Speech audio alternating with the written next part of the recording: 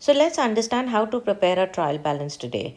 A trial balance is a statement that is prepared at the end of every accounting period. And why is it prepared? It is prepared to check the arithmetical accuracy of the ledger accounts. So what we do is we list all the ledger accounts on the debit side and the credit side.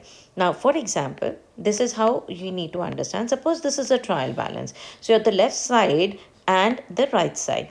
The left side would be always the debit side. The right side would always be the credit side, and we would list all the debit balances on the left side, all the credit balances on the right side, and then we are going to total up the total of the debit sides, the total of the credit sides. The debit side should always be equal to the credit side as per the accounting equation. That is what we need to remember.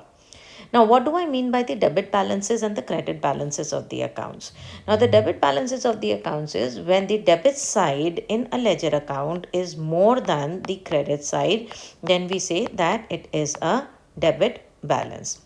And when the credit side is more than the debit side, then we say it is a credit balance. So this is how you need to make a distinction between a debit balance and a credit balance. Furthermore, there are 5 steps. From the ledger accounts, we list the balances of all the accounts. We place all the debit balances on the left side, all the credit balances on the right side. Then step number 4, we total up both the accounts, and step number 5, we see whether the debit balance is equal to the credit balance or not. This is the whole structure of the trial balance. Now let's understand how to prepare it. This is an example that is given to us. The following are the balances of Mrs. Grace as on 31st of August 2024. Now before we prepare the trial balance, we need to understand that all the assets will generally have a debit balance. All the liabilities will have a credit balance. All the expenses would be your debit, and all the incomes and revenues would be your credit. So this is how we need to understand. Now let's see what are these balances. Cash is an asset, so this is a debit balance. Bank is a personal account, again this would be a debit balance. Debtors would be a debit balance. Stock is an asset, would be a debit balance. Motor van is an asset, debit balance.